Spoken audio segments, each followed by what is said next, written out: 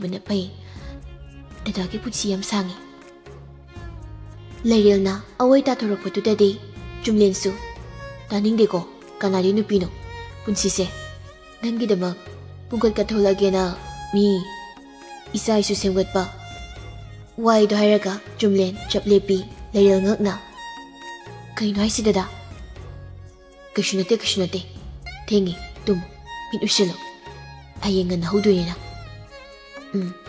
good night dada good night dot ado phone di thamkino Anidu phone di paina tumthanaki mathangi ayuktusu luhongba namin oibagi marang koisen sena duna langnari Lairil su makeup artist laktuna kunduling nabagi ke bahukri ke balura duna Lairil Rani du baby pink da mapan white na coat piyama ili thamba lekhok ama setuna masamdu japting na maning ni thadai cameraman su sumang da ngai du leiri asumna cable loiduna Lairil stolaktuna sumang da phasna phamduna tapna leileng masu hokri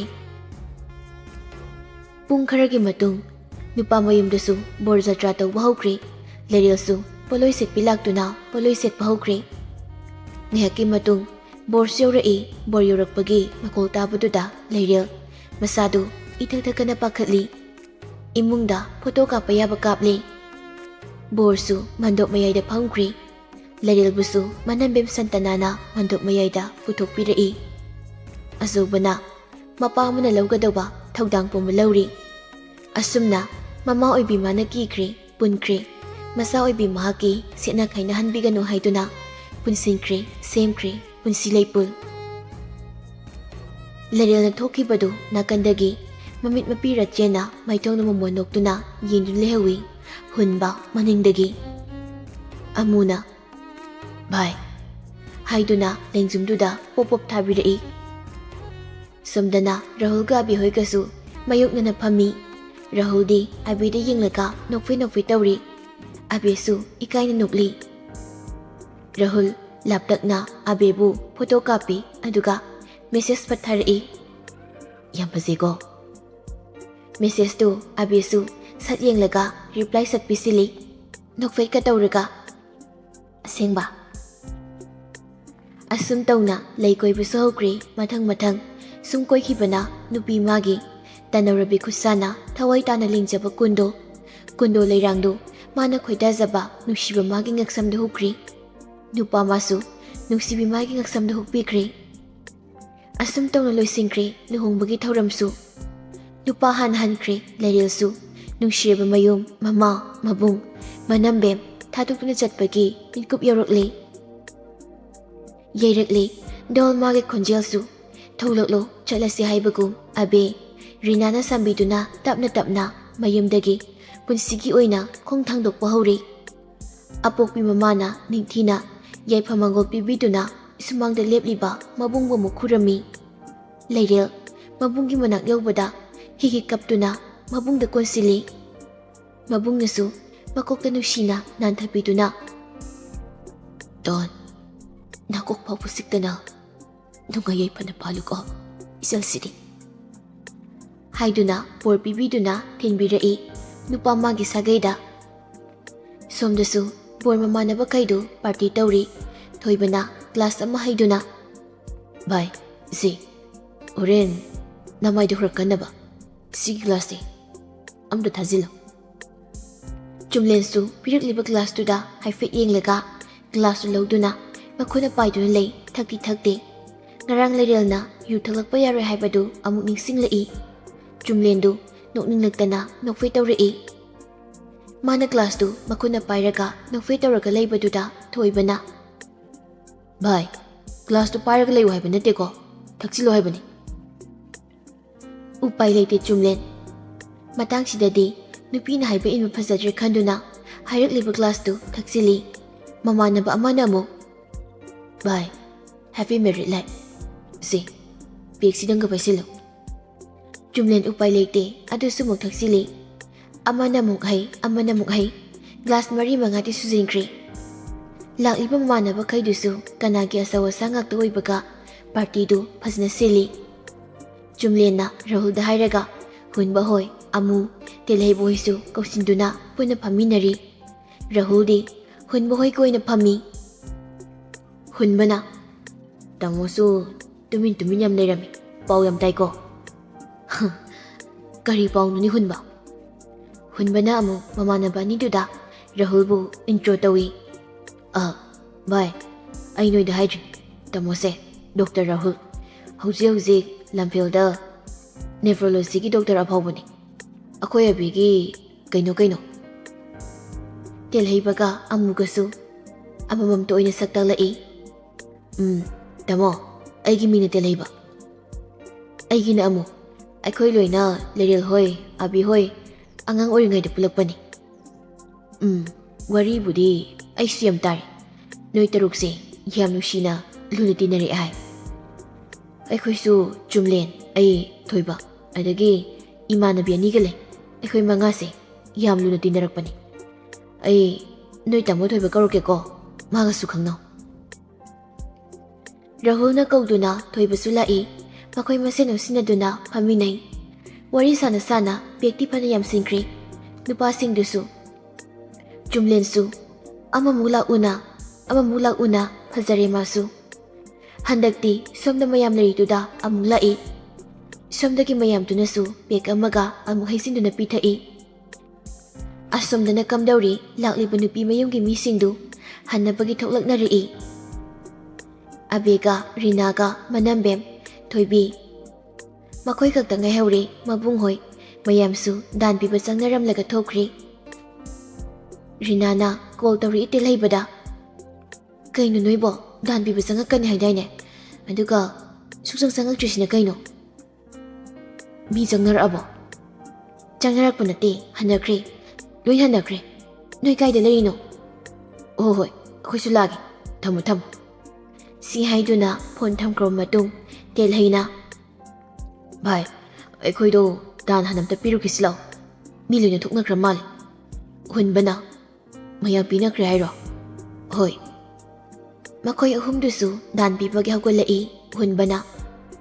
Tamo ngakdang laibiram. Akhoi amta dan pirukhigi. Rahul na. Hoi ado loiraga somda mujanga khoko. Ado abi hoi do ai thindoini khara hairam. Hoi tamo. Jumlena kaino Hunba chalage hairo. Nati tamo dan amta thadaruge. Aduga mu tholake. Hoi amu tholau ko. Hoi tamo.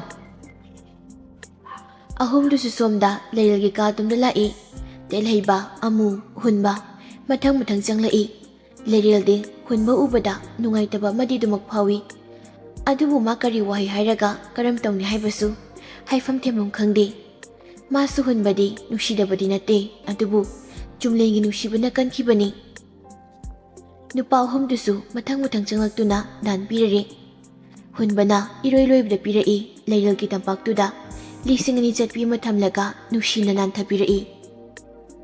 Si ngasi haiba numisidagi anayek amta yaudana nungayay panapan mo oirako.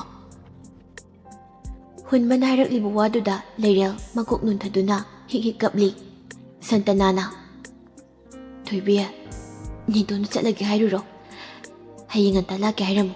Si koisu chatnaba tawrasi. Thoibi na nito chatlagi haying anta laki ko. Leiril Thoibi bu mathanungda joina koinsilaga kapi. Mayamdo mahi themlai. Rinana Hunba noido abigai gamta thilo. Inhambem hoigi gari tusu inhambem hoigi mapamgi misi yawbanina. Amuna ho thingadaba mido ready lehorabani noida thulo. Hainari ngaiduda Rahulgi kola iabida. Hello. Loirabo thilagi tholo dana. Nang thinbirage hairo. Nang kaina. Ngarang de haidudi aina. As loi kaurida thabak mayamsiga. Hoi tholai. As kaure haisini. Fasaine. Asumna mathang tholai. Hunba Telhei amudi amuk lehauri. Party makha samthabagi. Rahuna Leramuko ai sathilaga laki. ꯍꯣꯏ ꯇꯥꯃꯣ ꯑꯁꯨꯝꯅ ꯂꯩꯔꯦꯜ ꯍꯣꯏꯒꯤ ꯂꯩꯀꯥꯏꯒꯤ ꯂꯩꯁꯥꯕꯤ ꯑꯃꯒ ꯑꯕꯤꯒ ꯔꯤꯅꯥꯒ ꯄꯨꯟꯅ ꯔꯥꯍꯨꯜ ꯂꯩꯔꯦꯜ ꯍꯣꯏꯒꯤ ꯌꯨꯝꯐꯥꯎ ꯊꯤꯟꯕꯤꯔꯛꯏ ꯍꯜꯂꯛꯄꯒꯤ ꯂꯝꯕꯤꯗ ꯑꯕꯤꯅ ꯌꯨꯗꯤ ꯀꯌꯥꯝ ꯊꯛꯂꯛꯑꯕ ꯔꯥꯍꯨꯜ ꯏꯀꯥꯏꯅ ꯌꯥꯝꯗꯦꯗ ꯁꯨꯝ ꯃꯌꯥꯝ ꯄꯨꯟꯕꯒꯤ ꯕꯤꯠꯇ ꯈꯤꯇꯪ ꯕꯤꯠꯇ ꯈꯤꯇꯪ ꯀꯥꯏꯅ ꯗꯣꯛꯇꯔꯅꯕꯨ ꯌꯨ ꯊꯛꯄ꯭ꯔꯣ ꯗꯣꯛꯇꯔꯁꯨ ꯃꯤꯅꯤ ꯀꯩꯅꯣ ꯑꯣꯏꯅꯤꯕ ꯑꯁꯨꯝꯅ ꯑꯕꯦꯅ ꯏꯁꯧ ꯏꯂꯥꯡ ꯂꯥꯡꯗꯨꯅ ꯊꯤꯜꯂꯛꯄꯗ ꯂꯩꯔꯦꯜ ꯍꯣꯏꯒꯤ ꯌꯨꯝꯁꯤ ꯌꯧꯁꯤꯜꯂꯛꯏ ꯐꯖꯅ ꯆꯪꯈ꯭ꯔꯣꯀꯣ ꯍꯣꯏ ꯅꯪꯁꯨ ꯐꯖꯅ ꯆꯠꯂꯣ ꯌꯥꯝ ꯍꯦꯟꯖꯤꯜꯂꯨꯔꯅꯨ ꯔꯤꯅꯥꯅ ꯇꯥꯃꯣ ꯑꯗꯨꯗꯤ ꯑꯩꯈꯣꯏꯃꯨꯛ ꯂꯩꯖꯍꯧꯔꯒꯦ ꯐꯔꯦ ꯆꯪꯈ꯭ꯔꯣꯀꯣ ꯑꯁꯤ ꯍꯥꯏꯔꯝꯂꯒ ꯔꯥꯍꯨꯜꯁꯨ ꯒꯥꯔꯤꯗꯣ ꯑꯃꯨꯛ ꯃꯃꯥꯏ ꯂꯩꯔꯒ ꯍꯜꯂꯛꯏ ꯁꯣꯝꯗꯁꯨ ꯅꯨꯄꯤ ꯃꯌꯨꯝꯒꯤ ꯃꯤ ꯆꯠꯈ꯭ꯔꯕꯅꯤꯅ ꯂꯩꯀꯥꯏꯒꯤ ꯂꯩꯁꯥꯕꯤ ꯃꯌꯥꯝꯗꯨ ꯀꯩꯅꯥꯒ ꯑꯆꯥꯄꯣꯠ ꯆꯥꯃꯤꯟꯅꯔꯝꯃꯤ ꯆꯥꯛ ꯆꯥꯅꯅꯕ ꯑꯃꯨꯛꯁꯨ ꯇꯧꯔꯁꯦ ꯍꯥꯏꯗꯨꯅ ꯁꯤꯜ ꯂꯥꯡꯉꯤ ꯃꯃꯥꯅ ꯃꯆꯥꯅꯨꯄꯥꯕꯨ ꯆꯥꯛ ꯆꯥꯅꯕ ꯍꯥꯏꯔꯨꯔꯣ ꯍꯥꯏꯕꯒꯤ ꯆꯨꯝꯂꯦꯟꯕꯨ ꯀꯧꯕ ꯃꯤ ꯊꯥꯈ꯭ꯔꯦ ꯂꯩꯔꯦꯜꯁꯨ ꯀꯨꯝꯊꯔꯛꯇꯨꯅ ꯂꯩꯔꯦ ꯆꯥꯛ ꯆꯥꯅꯕ ꯍꯥꯏꯗꯨꯅ ꯄꯨꯈꯝ ꯑꯃ ꯇꯔꯨ ꯇꯅꯥꯟꯅ ꯁꯦꯝꯂꯤ ꯂꯩꯔꯦꯜꯁꯨ ꯅꯥꯀꯟꯗ ꯅꯨꯄꯤ ꯃꯌꯥꯝꯗꯨꯒ ꯂꯦꯞꯂꯤ ꯉꯥꯏꯍꯥꯛꯀꯤ ꯃꯇꯨꯡ ꯆꯨꯝꯂꯦꯟꯗꯨ ꯆꯪꯂꯛꯏ ꯃꯁꯥꯗꯣ ꯐꯖꯅꯗꯤ ꯉꯥꯎꯔꯕꯅꯤ ꯑꯗꯨꯕꯨ ꯉꯥꯎꯗꯕ ꯁꯥꯗꯨꯅ ꯌꯥꯝ ꯍꯩꯁꯤꯡꯅ ꯆꯪꯂꯛꯏ ꯑꯗꯨꯕꯨ ꯍꯦꯛ ꯎꯕꯗ ꯂꯩꯔꯦꯜꯅꯗꯤ ꯈꯪꯂꯦ ꯆꯨꯝꯂꯦꯟꯁꯤ ꯌꯨ ꯉꯥꯎꯔꯦ ꯍꯥꯏꯕ ꯂꯩꯔꯦꯜ ꯊꯃꯣꯏꯗ ꯅꯨꯡꯉꯥꯏꯅꯤꯡꯗꯅ ꯅꯪ ꯑꯁꯨꯝꯅ ꯆꯥꯛ ꯆꯥꯅꯕ ꯍꯥꯏꯗꯨꯅ ꯕꯦꯁꯤꯟꯗꯨꯗ ꯈꯨꯠ ꯍꯥꯝꯃꯤ ꯆꯨꯝꯂꯦꯟ ꯃꯃꯤꯠꯇꯨꯅ ꯂꯩꯔꯦꯜꯗ ꯌꯦꯡꯂꯒ ꯅꯪꯁꯨ ꯅꯈꯨꯠꯇꯣ ꯍꯥꯝꯗꯣꯛꯎ ꯂꯥꯎꯗꯅ ꯂꯩꯔꯦꯜꯁꯨ ꯃꯤꯃꯥꯡꯗꯨꯗꯗꯤ ꯌꯥꯅꯤꯗ ꯗꯥ ꯍꯥꯟꯅ ꯍꯥꯝꯕꯤꯔꯨꯔꯣ ꯃꯥꯅꯦ ꯊꯥꯗꯣꯏꯅ ꯕꯨꯡꯉꯣ ꯆꯥꯛꯁꯤ ꯅꯪ ꯍꯥꯟꯅ ꯆꯥꯔꯣ ꯑꯗꯨꯒ ꯅꯪꯒꯤ ꯑꯔꯦꯝꯕꯗꯨꯅꯅꯦ ꯂꯩꯔꯦꯜꯅ ꯑꯃꯨꯛ ꯆꯥꯒꯗꯣꯔꯤꯕꯅꯤ ꯆꯨꯝꯂꯦꯟꯗꯨ ꯃꯅꯦꯗ ꯑꯁ ꯅꯦ ꯀꯩꯗꯧ ꯂꯨꯈꯥꯛ ꯄꯤꯖꯗꯣꯏꯅꯣ ꯏꯕꯥꯅꯤ ꯄꯨꯟꯅ ꯆꯥꯃꯤꯟꯅꯗꯣꯏꯅꯤ ꯗꯣꯟ ꯂꯥꯛꯑꯣ ꯁꯤꯗ ꯅꯈꯨꯠ ꯍꯥꯝꯃꯨ ꯂꯥꯛꯑꯣ ꯌꯥꯅꯤꯌꯦ ꯗꯗꯥ ꯍꯥꯟꯅ ꯋꯥꯗꯣ ꯍꯥꯏꯕ ꯂꯣꯏꯗ꯭ꯔꯤꯉꯩ ꯆꯨꯝꯂꯦꯟꯅ ꯑꯩꯅ ꯂꯥꯛꯑꯣꯗꯤ ꯀꯣꯛ ꯂꯥꯛꯑꯣ ꯎꯄꯥꯏ ꯂꯩꯇꯦ ꯂꯩꯔꯦꯜ ꯆꯨꯝꯂꯦꯟꯒꯤ ꯃꯅꯥꯛꯇ ꯆꯪꯁꯤꯜꯂꯒ ꯃꯈꯨꯠꯇ ꯍꯥꯝꯗꯣꯛꯏ ꯑꯗꯨꯒ ꯑꯅꯤꯗꯨ ꯗꯥꯏꯅꯤꯡ ꯆꯤꯌꯔ ꯑꯃꯃꯝ ꯆꯤꯡꯊꯣꯛꯂꯒ ꯐꯝꯃꯤꯟꯅꯩ ꯑꯗꯨꯒ ꯆꯥꯛꯇꯨ ꯆꯨꯝꯂꯦꯟꯅ ꯍꯥꯟꯅ ꯀꯣꯠꯊꯩ ꯅꯪꯁꯨ ꯀꯣꯠꯊꯔꯣ ꯏꯟꯁꯥꯡ ꯆꯥꯏꯕꯤꯔꯛꯀꯦ ꯁꯤ ꯍꯥꯏꯗꯨꯅ ꯂꯩꯔꯦꯜꯁꯨ ꯈꯣꯠꯊꯍꯜꯂꯤ ꯂꯩꯀꯥꯏꯒꯤ ꯂꯩꯁꯥꯕꯤ ꯈꯔꯅ ꯗꯥ ꯆꯨꯝꯂꯦꯟ ꯆꯥꯛꯇꯣ ꯏꯅꯃꯟꯅꯕꯅꯤ ꯑꯝꯇ ꯍꯥꯟꯅ ꯏꯟꯅꯔꯛꯑꯣ ꯃꯌꯥꯝꯅꯒ ꯑꯗꯥꯏꯅꯒ ꯍꯥꯏꯖꯤꯜꯂꯛꯄꯗꯨꯗ ꯂꯩꯔꯦꯜꯗꯤ ꯏꯀꯥꯏ ꯆꯨꯝꯂꯦꯟꯗꯤ ꯈꯔꯒ ꯊꯥꯖꯤꯜꯂꯨꯔꯕꯅꯤꯅ ꯏꯀꯥꯏꯕꯤꯕꯒ ꯅꯠꯇꯦ ꯌꯥꯏꯅꯦ ꯏꯟꯅꯔꯒ ꯂꯣꯏꯔꯦ ꯑꯗꯣ ꯅꯣꯏꯒꯤ AFB ꯋꯥꯆꯞꯇꯀꯥꯗꯤ ꯊꯝꯕꯤꯔꯛꯀꯅꯨꯀꯣ ꯚꯥꯏꯔꯦꯜ ꯑꯃꯨꯛ ꯆꯠꯄꯒꯗꯤ ꯉꯝꯖꯔꯔꯣꯏ ꯆꯨꯝꯂꯦꯟꯅ ꯑꯗꯥꯏꯅ ꯍꯥꯏꯔꯛꯄꯗꯨꯗ ꯃꯌꯥꯝꯗꯨ ꯋꯥ ꯂꯥꯎꯅ ꯅꯣꯛꯏ ꯃꯅꯦ ꯊꯥꯗꯣꯏ ꯅꯣꯛꯇꯨꯅ ꯇꯧꯔꯣ ꯅꯣꯏ ꯊꯣꯛꯄ ꯇꯧꯔꯣꯀꯣ ꯁꯤ ꯍꯥꯏꯔꯒ ꯊꯣꯛꯈꯤ ꯑꯅꯤꯗꯨꯁꯨ ꯆꯥꯛꯇꯨ ꯈꯔ ꯆꯥꯏ ꯑꯣꯕꯣ ꯈꯔꯒ ꯆꯥꯁꯤꯜꯂꯣ ꯑꯩꯗꯤ ꯑꯣꯏ ꯗꯥ ꯆꯥꯁꯤꯜꯂꯣ ꯑꯩꯁꯨ ꯑꯣꯏ ꯐꯔꯦ ꯑꯗꯨꯗꯤ ꯅꯈꯨꯠꯀꯗꯣ ꯍꯥꯝꯗꯣꯛꯎꯔꯁꯤ ꯂꯥꯎ ꯂꯩꯔꯦꯜꯗꯨ ꯆꯨꯝꯂꯦꯟꯅ ꯃꯥꯒꯤ ꯈꯨꯠ ꯍꯥꯝꯕꯗꯨ ꯐꯥꯎ ꯄꯥꯅꯔꯛꯄꯗꯨꯗꯗꯤ ꯍꯩꯅꯗ꯭ꯔꯗꯨꯅ ꯌꯥꯔꯅꯤ ꯗꯗꯥ ꯍꯥꯟꯅ ꯍꯧꯒꯠꯄꯤꯔꯣ ꯑꯩ ꯁꯤꯈꯩꯁꯤ ꯂꯣꯏꯁꯤꯜꯂꯛꯈꯤꯒꯦ ꯂꯩꯔꯦꯜꯅ ꯀꯣꯟ ꯐꯦꯡꯒꯦ ꯍꯥꯏꯔꯛꯄꯗꯨꯗ ꯌꯥꯔꯦ ꯏꯕꯦꯝꯃ ꯊꯕꯛꯀ ꯐꯔꯨꯔꯅꯨ ꯃꯤ ꯂꯣꯏꯅ ꯅꯦꯛꯂꯕꯅꯤ ꯅꯈꯨꯠꯇꯣ ꯍꯥꯝꯗꯣꯛꯎꯗꯤꯍꯦ ꯑꯗꯨꯒ ꯌꯥꯝ ꯑꯀꯟꯕꯤ ꯁꯥꯎꯔꯅꯨ ꯑꯗꯥꯏꯅ ꯉꯥꯡꯅꯔꯤꯉꯩꯗꯨꯗ ꯃꯃꯥꯁꯨ ꯆꯪꯂꯛꯏ ꯆꯥꯕ ꯂꯣꯏꯔꯕ ꯅꯣꯏꯕꯣ ꯀꯩꯅꯣ ꯑꯝꯇ ꯆꯥꯗ꯭ꯔꯕꯣ ꯅꯕꯨꯛꯀ ꯊꯜꯂꯕꯣ ꯏꯆꯥꯕꯣ ꯂꯩꯔꯦꯜꯗ ꯑꯣꯟꯁꯤꯟꯗꯨꯅ ꯍꯥꯏꯔꯛꯄꯅꯤ ꯔꯤꯇꯥꯗꯨ ꯊꯜꯂꯤ ꯏꯃꯥ ꯆꯨꯝꯂꯦꯟꯗꯤ ꯂꯩꯔꯦꯜꯗ ꯍꯥꯏꯐꯦꯠ ꯆꯤꯡꯉꯝꯂꯒ ꯑꯃꯨꯛ ꯊꯣꯛꯈ꯭ꯔꯤ ꯂꯩꯔꯦꯜꯅ ꯆꯨꯝꯂꯦꯟꯒꯤ ꯃꯣꯏꯅꯤ ꯆꯥꯔꯝꯕꯒꯤꯗꯨ ꯂꯣꯏꯁꯤꯟꯕ ꯍꯧꯏ ꯃꯃꯥꯅ ꯕꯦꯝꯃꯥ ꯌꯥꯔꯦ ꯊꯝꯃꯣ ꯁꯦꯕꯥꯔꯤꯒꯅꯦ ꯂꯣꯏꯅ ꯂꯩꯕꯅꯤ ꯃꯣꯏ ꯇꯧꯖꯅꯤ ꯏꯆꯥ ꯋꯥꯔꯝꯃꯅꯤ ꯅꯈꯨꯠ ꯅꯁꯥꯒꯗꯣ ꯍꯥꯝꯗꯣꯛꯑꯒꯅꯦ ꯀꯥꯗ ꯀꯥꯈꯠꯂꯣ ꯂꯩꯔꯦꯜꯁꯨ ꯌꯥꯅꯤ ꯏꯃꯥ ꯁꯤꯒꯤ ꯑꯩꯈꯣꯏꯅ ꯆꯥꯕꯒꯤꯁꯤꯗꯤ ꯑꯩ ꯇꯧꯖꯒꯦ ꯃꯃꯥꯁꯨ ꯃꯈꯥ ꯇꯥꯗ꯭ꯔꯦ ꯂꯩꯔꯦꯜꯁꯨ ꯃꯣꯏꯅ ꯆꯥꯕꯒꯤ ꯀꯣꯟꯗꯨ ꯕꯦꯁꯤꯟꯗ ꯄꯨꯁꯤꯟꯗꯨꯅ ꯐꯦꯡꯉꯤ ꯂꯩꯁꯥꯕꯤꯁꯤꯡꯗꯨꯁꯨ ꯃꯄꯥꯟꯗ ꯆꯥꯅ ꯊꯛꯅꯕꯒꯤ ꯁꯤꯜ ꯂꯥꯡꯂꯤ Lerilsu loisinba loiraga moigi kada kakhalai. Masu sana lupasingdu tapna amamangtang lauthokpa hawi. Liktudi matanda lamlaga lauthokpa haidri ma adum siri. Bathroom na sanglaga mamay mamit makhong makhuttu amuk sinana hamdui aduga amuk thuklai. Adu phawbada Chumlen kada sanglakti. Leril walda theliba garidu aduda pung amuk yengi 12 kra helai. Adu phawbu sanglakti Chumlendu. Sum phamlaga leibadagi waraktuna magi kada mana chanaba hidak khra sasilaga tumage haiduna magi phamunga chawba roomduda changlaga kangkhaldu thadaba hawi. Mana kangkhal khalingai-duda roomgi thonglonbagi makhol tarakpaduda phat yenglai. Chumlen oiramni budi khangi khangni yenglakpani. Phat yengamlaga karimata hairamdana kangkhaldu yepsilamlaga phaisip apabadu chingkhalaga masamdu haifet thadoklaga tumkhri. Mana haifet yengamlaga kamta hairamdana hipkhibaduda Chumlendu thamoida phajai pairaga tumkhri. Ngarangdi kada changhaloi kai haibani. Si khalaga tapna Leril hipliba domda changlai Chumlensu aduga kangkhaldu kitang nakan yepsilaga masituda famthai tapna. Don kaino tumlabo. Leril kari sukumlakti mana thokpa hippi. Tarira tadrira mamaidu fawa onthorakti. Chumlen amuk nokfet tawraga saurabo ngasi phawdi saubiranduda nangbo luhungba numitni harau wari watai gar khara sanasi kaino. Adu phawda kemta khumlakti Lerildu. Lerilgi anam kanba khangba Chumleni upai leiroi khanbana Lerilgi manakta khara sangsilaga Lerilda masanomduna Don si hogolu kaino. Haujikta Lerildu saurangnana kaino kaidobai hagotoino chalo asomda nasagi phamuse tumuso. Chumlen ngakna tungan tumnadoira haise tumnadade chalo. Chumlendu Lerilgi manakta sangsilai aduga Lerilda chawrup kolai.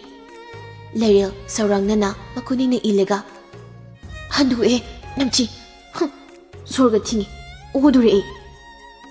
Chumlendu Leril namthi haiduna sarakpaduda kitang handoklaga as loire yam namthirabo ai brush tarugesi nang sogolo saurano da pharak tarkano nasagi phamugi tumsiso aina purise phamung ani ni ko phajana hainabada yadragadi aina thangalaga asum phamung sida lakta langsinsani.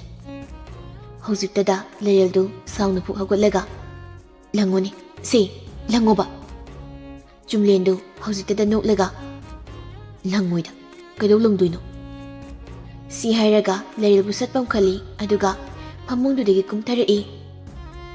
Lerilsu thadu haibani ko namchi solakano haibana troina oninge haiba oru laoba bathroom da ai brush tawna sangbigeba. Si haina Lerilbu pamkhatlaga bathroom da pusilai.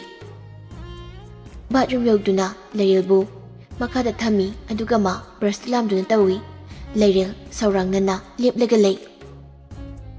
Brush tawbudu loiraga Chumlena Lerilgi manakta musangsili. Si namchiraba. Lerildi adung masinu pomlaga lei. Chumlen haujikta urai Lerilgi mangakta gilik achawbadu kaino liktuna kai hainoba adu sira tumdoiro. Lerilsu khangningsingduna liktuda pairaga itomda lauthokpadu yadre amta lauthokpiyo. Chumlena amuk Lerilgi liktu lauthokpirai.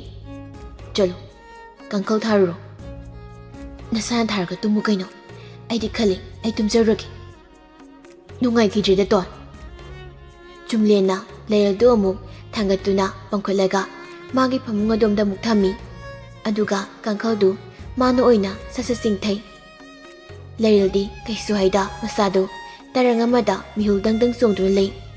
Chumlena lamduna maidu sat muthatkri aduga masu ꯂꯩꯔꯒꯤ ꯅꯥꯀꯟꯗꯨꯗ ꯇꯨꯝꯊꯔꯛꯏ, ꯆꯪꯁꯤꯟꯗꯨꯅ ꯂꯩꯔꯦꯜꯕꯨ ꯇꯞꯅ ꯀꯣꯟꯕꯤꯔꯛꯏ꯫